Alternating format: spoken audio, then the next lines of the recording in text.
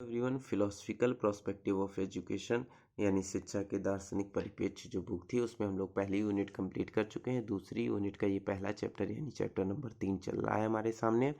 अगर आप लोगों ने इससे पहले के वीडियो नहीं देखे हैं तो लिंक जो है वो आपको डिस्क्रिप्शन में मिल जाएगी, वहाँ से जाइए और क्लिक करके आप लोग सारे वीडियो देख सकते हैं। और चैनल को आप लोग सब्सक्राइब करना चाहें तो सब्सक्राइब कर लीजिएगा, क्योंकि इसी तरीके से आप लोगों को सेमेस्टर सेकेंड, थर्ड, फोर्थ हर सेमेस्टर में आप लोगों को इसी तरीके से मदद मिलती रहेगी। तो देखिए, हम लोगों ने दर्शन शास्त्र के अध्ययन क्षेत्र के बारे में बात की थी, जिसमें हम लोगों ने तत्व ज्ञान और मूल्य मीमांसा की बात की थी। आज हम लोग बात करने वाले हैं दर्शन व शिक्षा में क्या संबंध है। तो दर्शन व शिक्षा में संबंध के लिए रॉस की एक डेफिनेशन ने बहुत अच्छा ही रोल निभाया है। जिस तरीके से एक सिक्के में दो पहलू होते हैं, उसी तरीके से दर्शन शास्त्र और शिक्षा जो है वो एक ही सिक्के के दो पहलू हैं।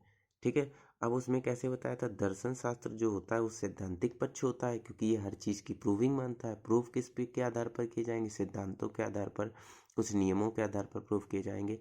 इसलिए दर्शन जो होता है वो शिक्षा का सैद्धांतिक पक्ष होता है। और शिक्षा क्या होती है? सदैव गतिशील होती है और व्यवहार में परिवर्तन करने वाली होती है। मतलब शिक्षा जो होती है वो गतिशील और व्यवहारिक पक्ष है, और जबकि दर्शन जो होता है वो सैद्धांतिक पक्ष होता है। ये व्यवहार में नहीं आता है, ये उसकी सत्यता को जानने का प्रयास करता है। इसलिए जो दर्शन होता है वो सैद्धांतिक पक्ष होता है। कोई आपसे पूछे दर्शन शास्त्र तथा शिक्षा का क्या संबंध है, तो आप लोग कहिएगा कि दर्शन शास्त्र और शिक्षा जो है वो इंटर रिलेटेड है। शिक्षा जो है वो किसी चीज़ की गतिशीलता तथा उसके व्यवहारिक पक्ष को दर्शाती है, और फिर उसी व्यवहारिक पक्ष का जब हम लोग सिद्धांतों के रूप में वेरिफिकेशन कर लेते हैं तो वही क्या कहलाता है? दर्शन कहलाता है। यानी ये दोनों आपस में जुड़े हुए, दर्शन के अंदर ही शिक्षा आती है। चलिए आगे देखते हैं हम लोग क्या है इसमें।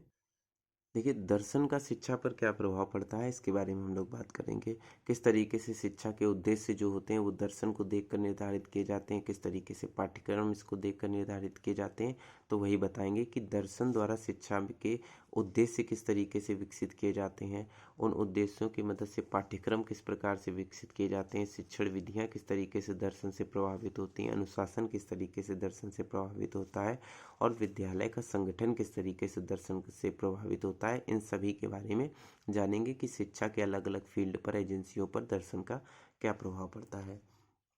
तो सबसे पहले लिखा है दर्शन व शिक्षा के उद्देश्य। ठीक है। तो सबसे पहले क्या होता है कि दर्शन शास्त्र से हम लोग क्या करते हैं, कोई भी शिक्षा अगर हम लोग पढ़ रहे हैं, ठीक है, तो शिक्षा वो कहाँ से आई, क्यों आई, उसका मेन उद्देश्य क्या है, इसकी जानकारी कौन देता है? हमें दर्शन ही देता है। तो दर्शन क्या करता है, किसी भी शिक्षा को क्यों दिया जा रहा है इसके बारे में गहन अध्ययन करता है और उसके उद्देश्यों की जानकारी प्राप्त करता है। जॉन डीवी क्या कहते हैं, दर्शन का संबंध शिक्षा के लक्ष्यों को निर्धारित करने से है। कि दर्शन जो है वो हमें ये बताता है कि ये जो शिक्षा है, ये शिक्षा दी जा रही है तो इससे हमारे भविष्य पर क्या प्रभाव पड़ेगा, क्यों दी जा रही है। तो इसका मतलब होता है दर्शन जो होता है वो शिक्षा के लक्ष्यों को निर्धारित करने में हमारी मदद करता है। अब देखिए, सिद्ध की हुई बात जो है उनके अनुसार होता है किसी शिक्षा को किस रूप में, किस स्तर पर ग्रहण करना है, इसका निर्धारण कौन करता है? दर्शन ही करता है। इसलिए दर्शन जो होता है वो शिक्षा के उद्देश्यों का निर्धारण करता है, क्योंकि दर्शन ये बता देता है कि इस शिक्षा के द्वारा हमारे इस परिप्रेक्ष्य का विकास होगा। तो इसी तरीके से वही शिक्षा दर्शन जो होते हैं उस शिक्षा के उद्देश्य बन जाते हैं। अब दर्शन और पाठ्यक्रम की बात करें तो देखिए, अगर दर्शन ने ये डिफाइन कर दिया कि शिक्षा का ये उद्देश्य है, तो उस उद्देश्य को पूर्ति करने के लिए हमें कौन सा पाठ्यक्रम पढ़ना है, ये भी तो दर्शन पर ही डिपेंड करता है। ये भी तो दर्शन ही बताएगा। दर्शन ने कहा शिक्षा का ये उद्देश्य है, मान लीजिए उसने कह दिया हमें मोक्ष की प्राप्ति करना है, तो उसका पाठ्यक्रम कैसा होगा? फिर गुरुकुल पद्धति पर आधारित होगा। मतलब हमें वेद उपनिषद इनका ज्ञान करना पड़ेगा। तो जिस तरीके से हमने कहा शिक्षा के जिस प्रकार के उद्देश्य होंगे उसी प्रकार का पाठ्यक्रम होगा। और उद्देश्यों का निर्धारण कौन करता है? दर्शन करता है। तो दर्शन ही किसमें भूमिका निभाता है? पाठ्यक्रम निर्माण में भी भूमिका निभाता है। इस तरीके से आप लोग समझ लीजिए। तो देखिए, दर्शन जो होता है वो शिक्षा का उद्देश्य निर्धारित करता है। और अगर मान लीजिए दर्शन से हमने ये पता किया कि शिक्षा का उद्देश्य क्या है, हमें पता चला आध्यात्मिकता प्राप्त करना हमारा उद्देश्य है, तो दर्शन कैसे पाठ्यक्रम को मतलब चुनेगा हमारे लिए, जिसमें वेद उपनिषद धार्मिक मान्यताओं को स्थान दिया जाता है। मान लीजिए दर्शन के अंतर्गत हमें पता चला शिक्षा के उद्देश्य कैसे हैं, तो पता चला विज्ञान को महत्व देना है। तो दर्शन के हिसाब से अब पाठ्यक्रम कैसा होगा, जिसमें हम लोग भौतिक विज्ञान, जीव विज्ञान और रसायन विज्ञान का अध्ययन करेंगे। तो यानी हमें ये पता चल गया दर्शन के द्वारा ही हम लोग उद्देश्य का भी निर्धारण करते हैं और उन्हीं उद्देश्यों से हमें पाठ्यक्रम का भी निर्धारण होता है। इससे पता चलता है पाठ्यक्रम पर दर्शन का प्रभाव पड़ता है। अब देखिए कुछ हम लोग जो मतलब उद्देश्य हैं, अलग अलग उद्देश्य जो कि जनरेट हुए हैं दर्शन शास्त्र से, और उनका पाठ्यक्रम क्या होना चाहिए उस पर हम लोग बात करने वाले हैं।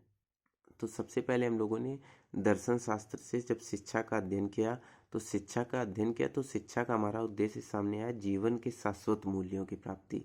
मतलब जीवन में जो समाज में रहने के लिए शाश्वत मूल्य है उनकी प्राप्ति करना, ये शिक्षा का उद्देश्य है, पहले दर्शन शास्त्र ने बताया। तो उसके अनुरूप पाठ्यक्रम क्या होना चाहिए, पाठ्यक्रम ये होना चाहिए अगर हम जीवन के शाश्वत मूल्यों को प्राप्ति करना चाहते हैं तो पहला विचार हमारा केंद्रित रहना चाहिए, विचार संयमित रहना चाहिए, यानी मानवीय विचार एवं मूल्य जो है वो संयमित होनी चाहिए।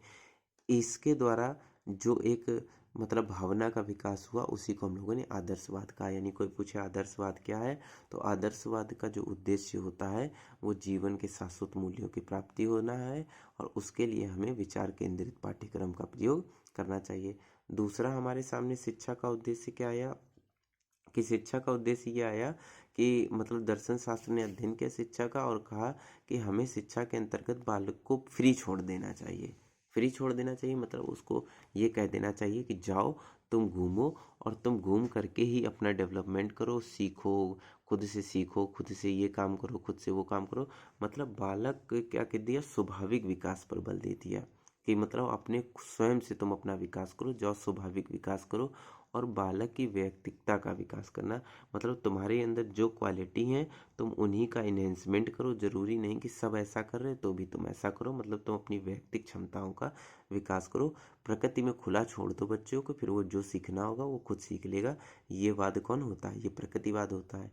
अच्छा, इसमें पाठ्यक्रम या कह दीजिए कि किस शैली का प्रयोग हुआ, तो भाई बच्चे पर ज़्यादा जोर दिया है इसलिए बाल केंद्रित शैली का प्रयोग हुआ है। तो ये दोनों चीज़ें किसके अंतर्गत आती हैं, प्रकृतिवाद के अंतर्गत आती हैं।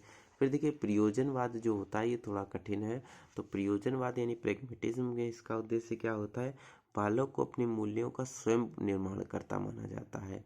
ठीक है, तो अभी हम लोग यहाँ पर देखिए क्या कर रहे थे कि जीवन के शाश्वत मूल्यों की प्राप्ति के लिए हमें क्या करना चाहिए, विचार केंद्रित पाठ्यक्रम करना चाहिए। अब देखिए विचारों को केंद्रित करना होगा मूल्य की प्राप्ति के लिए। यहाँ कह दिया बालक जो है वो अपने मूल्यों को स्वयं प्राप्त करे, स्वयं निर्माण करे। बालक जो है वो मूल्यों के लिए स्वयं निर्माण करता है और इसका पाठ्यक्रम कैसा होना चाहिए, क्रिया प्रधान होना चाहिए। मतलब जिस तरीके की वह क्रिया करेगा उसी तरीके के उसके अंतर्गत मूल्य निर्धारित होंगे। ये कौन कहता है, ये प्रयोजनवाद का प्रमुख उद्देश्य है। आगे देखते हैं। तो देखिए यहाँ पर